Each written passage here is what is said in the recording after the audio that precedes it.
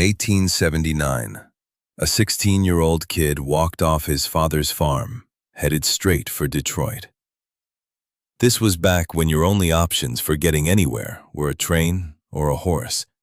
And if you wanted a car, well, those were basically toys for rich guys who liked to race them. But this kid?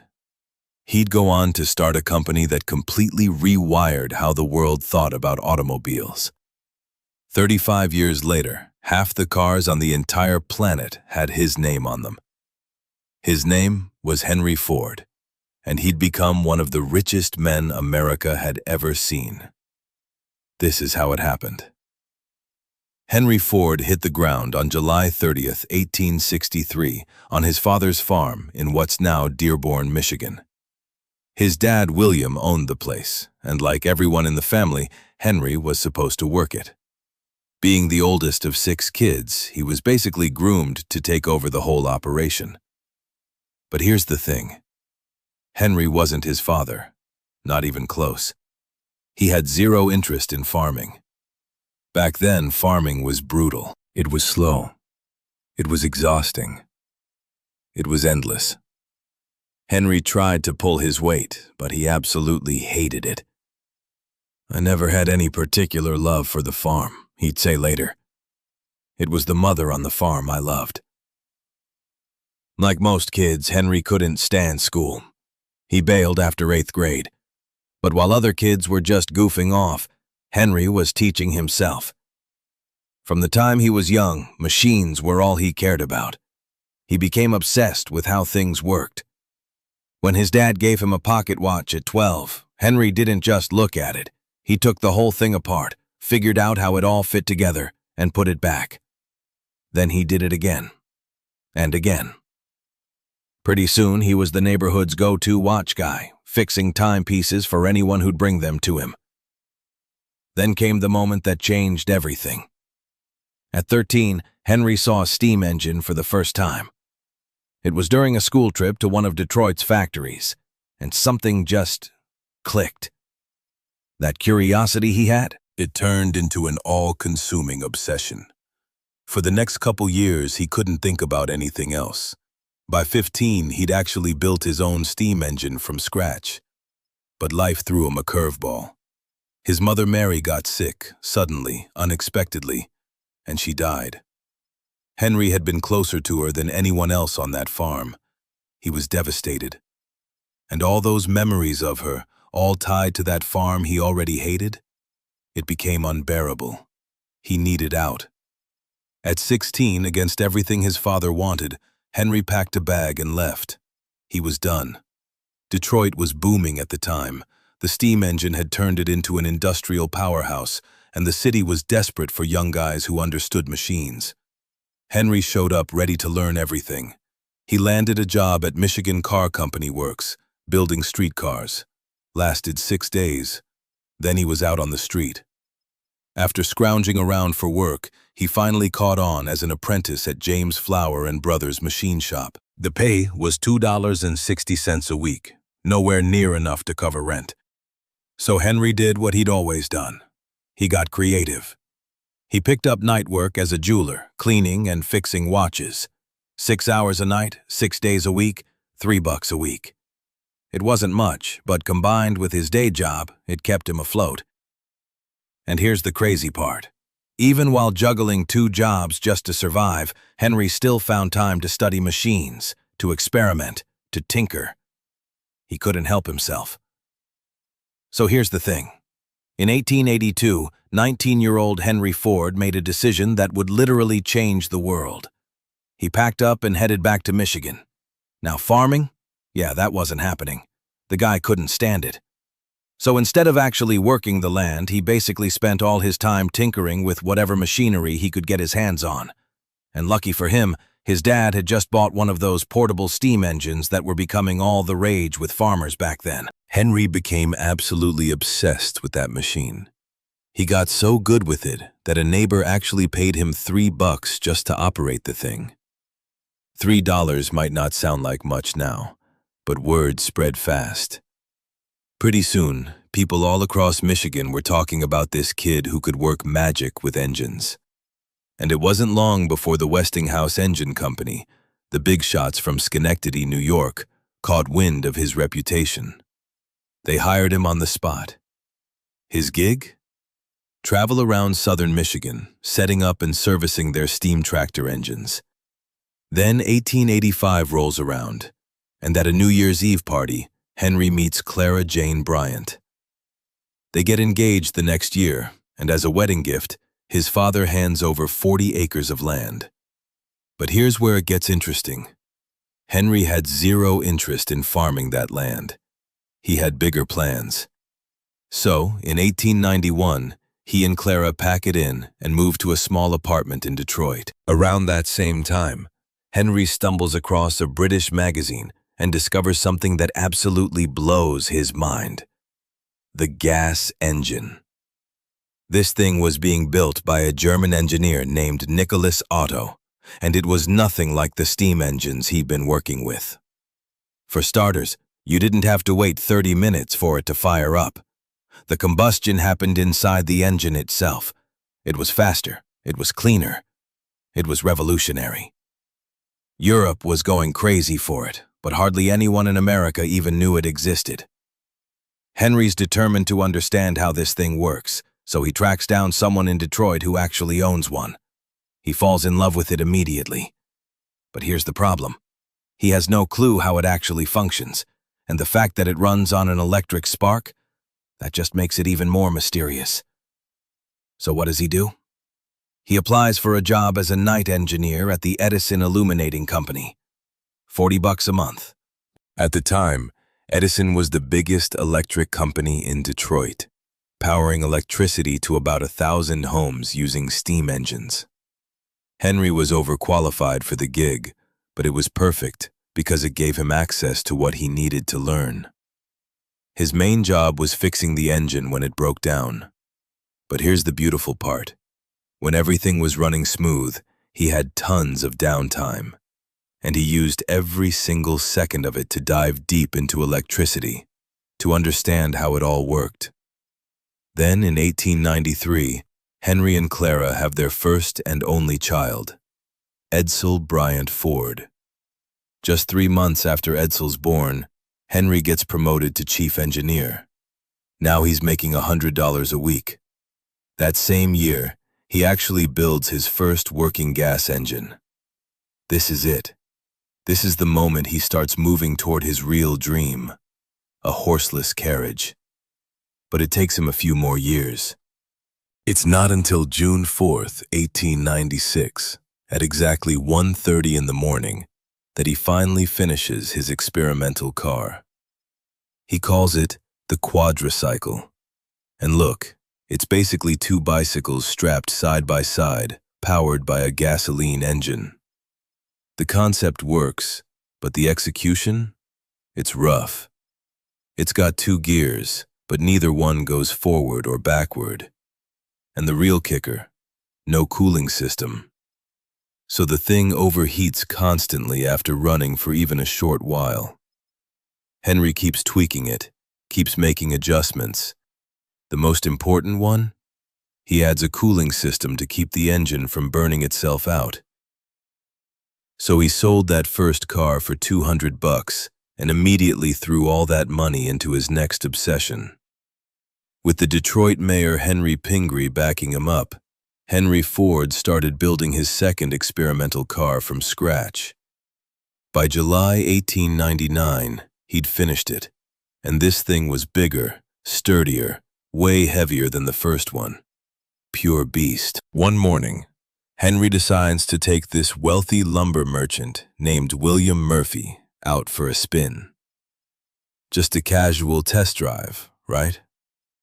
Except Murphy gets behind the wheel, feels what this machine can do, and by the time they pull back into the garage, the guy's already thinking about his wallet. He wants in. They shake hands on August 5th, 1899, and boom! The Detroit Automobile Company is officially born. Here's where it gets messy, though. The company completely imploded just 1 year later.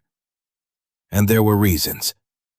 Henry had this vision for how cars should evolve, But his investors, they had different plans. They wanted passenger cars, mass market stuff. Meanwhile, Henry's over here trying to perfect the machine itself. But that wasn't even the biggest problem. See, Henry didn't own the factories that made all the parts. Different companies made different pieces, so whenever one supplier was late, and they were always late, the entire factory just stopped, sat there, waiting. It was a nightmare for production. His first car, which he called the delivery wagon, took 6 months just to build 20 of them. 20 in 2 years. That's the kind of output that makes investors lose their minds. So they fired him, just like that. But here's the thing. Henry wasn't devastated. He was actually relieved. Less pressure, more freedom to think. He said it best. Failure is simply the opportunity to begin again, this time more intelligently. And that's exactly what he did. Henry pivoted hard. He decided to get into racing. Why? Because racing was huge in America at that moment, and racing was the perfect stage to prove what his cars could actually do. Plus, after the Detroit Automobile Company disaster, nobody in the city wanted to touch his ideas with a 10-foot pole anyway. So he built a racing car. A year later, that car, his newly designed machine, absolutely demolished Alexander Winton's vehicle. Winton was the guy, the Cleveland automaker, and Henry's 26-horsepower car beat him. Beat him in front of the nation's top racing driver. Suddenly, Henry Ford's name was everywhere. The town couldn't stop talking about it. And that buzz? That's what investors needed to hear. Confidence. Finally, people were willing to back him. The Ford Motor Company was born. Henry was chief engineer. Things were looking up. Except they weren't. Not for long, anyway. Because Henry kept building racing cars. That's all he wanted to do. But his investors? They were furious. They didn't want racing cars. They wanted passenger cars. Cars they could sell to regular people. Cars that made money. So they brought in another guy. Another Henry, actually. Henry Martin Leland. A heavy hitter. Someone who would actually listen. Ford saw what was happening. He wasn't about to take orders from some other guy in his own company. So he walked. Just left. In his autobiography, he said it straight. I resigned, determined never again to put myself under orders. That's the moment he decided his way or no way. Leland, on the other hand, played ball with the investors. He did exactly what they wanted. And what he created became the Cadillac. The company got renamed. Ford Motor Company became Cadillac Motor Company. Henry Ford was out. But he didn't stay out for long. He teamed up with Tom Cooper, a former racing cyclist, and they went right back to building racing cars. In 1902, they produced the Ford 999, 80 horsepower, absolute monster. They handed it over to a guy named Barney Oldfield, a bicycle racer who'd never even driven a car before in his entire life. And you know what? Oldfield beat Winton again. Crushed him. By 1904, that car was breaking American records left and right, hitting speeds that nobody thought were possible. Look, here's the thing. Henry Ford didn't just break records at 91.4 miles per hour. He became the record. And that's exactly what got investors lining up to back him. After 2 spectacular failures, most people would have quit. Not Henry. He was already planning his third company. And when a coal dealer from Detroit named Alexander Young Malcolmson came knocking with 11 other investors ready to throw money at him, Ford Motor Company was born. Well, technically it started as Ford and Malcolmson Limited in 1902, but they renamed it pretty quick. Here's where it gets interesting, though. Henry looked around at the car market and saw something nobody else did. A massive problem. Cars were toys for rich people. Period. They were hand-built by master craftsmen, took forever to make, and cost a fortune. Most of them were just racing machines anyway. So Henry made a promise to his investors that sounds almost crazy when you hear it. I will build a motor car for the great multitude, constructed of the best materials by the best men to be hired, after the simplest designs that modern engineering can devise, so low in price that no man making a good salary will be unable to own one. Think about that for a second. He wasn't trying to make the fanciest car. He was trying to make the smartest car. Ford had this gift for spotting talent and convincing brilliant young engineers to believe in his vision. And the guy wasn't afraid to iterate either. He built over 20 different designs before landing on something that actually worked. He called it the Model A. For the next 5 years, he kept tweaking it. Then came the Model N. But here's the plot twist. The real revolution wasn't in the designs themselves. It was in how they were being made. See, Ford had learned something painful from his first 2 companies. You need control. You need one manufacturer handling most of your parts, instead of chasing down suppliers all over the place. So he found a machine shop in Detroit and locked that down. But the real lightning bolt moment? That came during a trip to Chicago when Henry walked into a slaughterhouse and watched their assembly line in action. And something just clicked.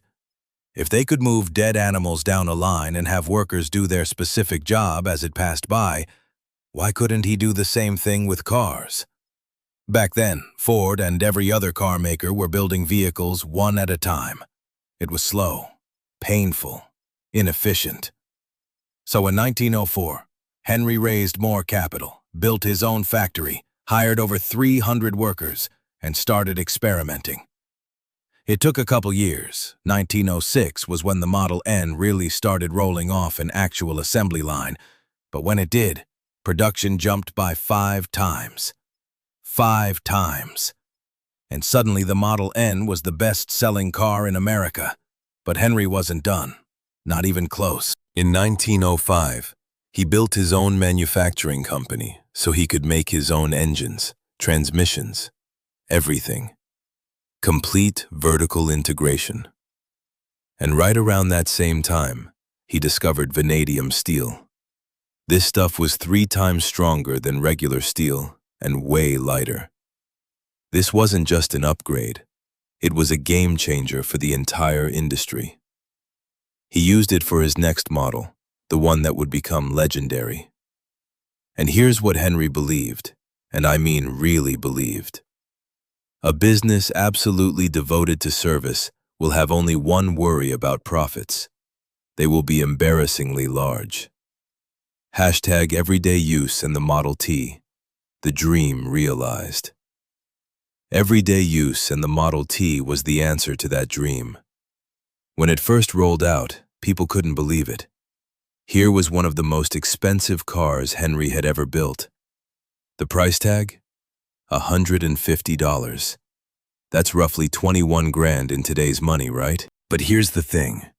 Despite costing a small fortune, people went absolutely nuts for it. Within days of release, 15,000 orders came flooding in. 15,000. The Ford Motor Company didn't just become successful. It became the #1 car company in America. What else could the guy possibly want? Well, Henry realized pretty quick that he had a problem. A good problem, but still a problem. He needed to pump out over 100 Model Ts a day, and his current setup just wasn't cutting it. So in 1910, he built a brand new plant in Highland Park, Michigan. After running through a bunch of experiments, the assembly line finally went live in 1913. And this is where things get wild. See, before this, workers had to move around the car, assembling it piece by piece. But Henry flipped the script. The car came to the workers. The vehicle got pulled down the line, step by step, and suddenly production time crashed from 12 hours down to 90 minutes. 90 minutes. By 1914, they were cranking out over 300,000 vehicles a year, More cars than every other manufacturer combined. Think about that. Between 1910 and 1916, production exploded from 20,000 Model Ts to nearly 1,000,000. By then, about half of every single car on Earth was a Ford. But Henry wasn't done. He had another brilliant move up his sleeve that would make him untouchable in the automobile market. Here's what he did. Every single year, as production ramped up, he dropped the price. The Model T that originally sold for $850, by 1916, it was going for less than $400. Genius move. Now here's where it gets interesting. Henry pioneered the whole assembly line thing, right? Revolutionary. But his workers? A lot of them were miserable.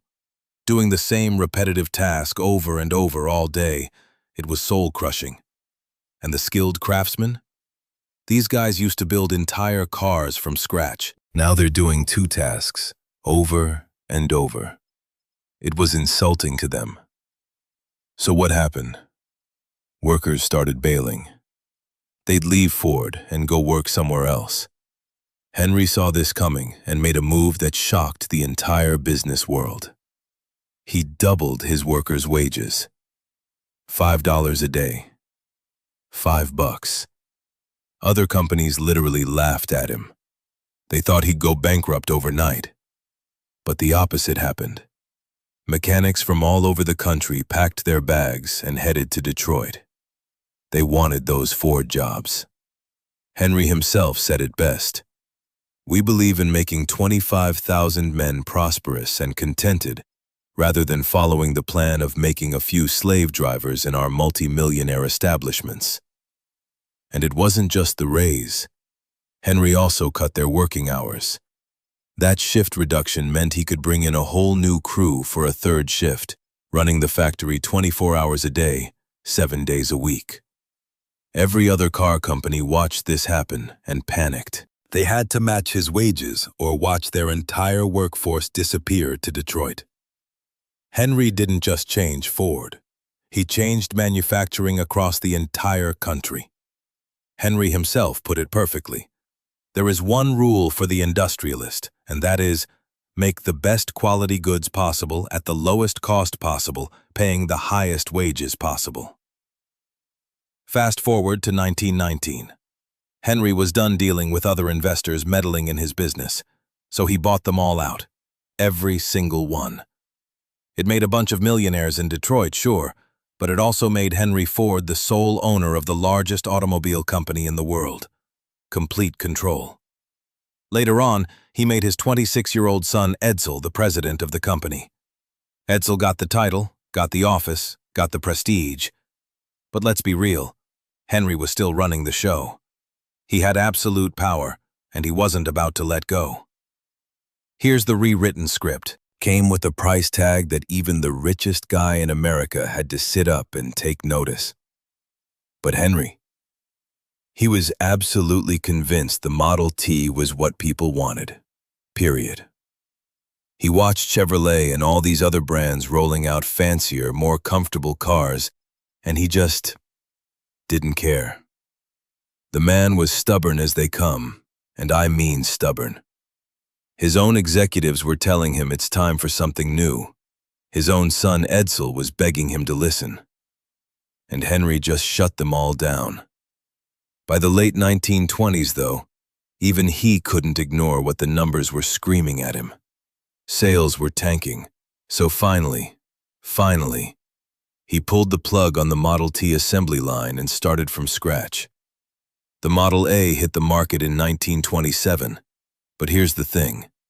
It wasn't being built at Highland Park anymore. Henry moved production to this massive new factory he built along the Rogue River in Michigan.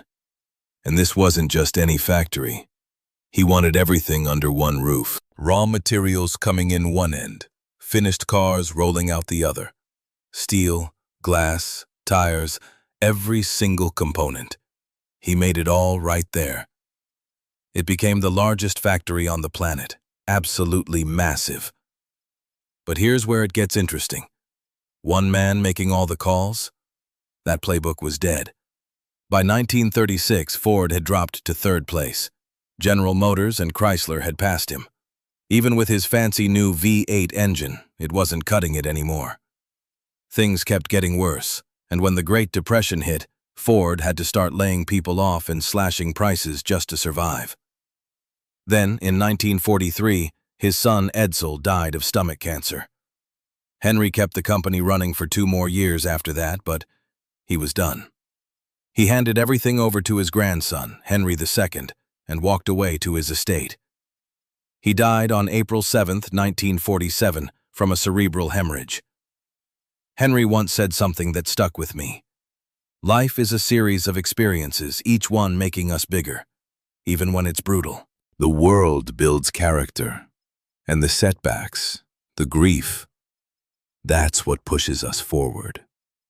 Today, Ford Motor Company sits at a market cap around $70 billion and is still one of the biggest car manufacturers in the world. Pretty wild legacy for a guy who started with a dream and a factory. Thanks so much for watching. Smash that like button, subscribe if you're into this stuff, and I'll catch you on the next one.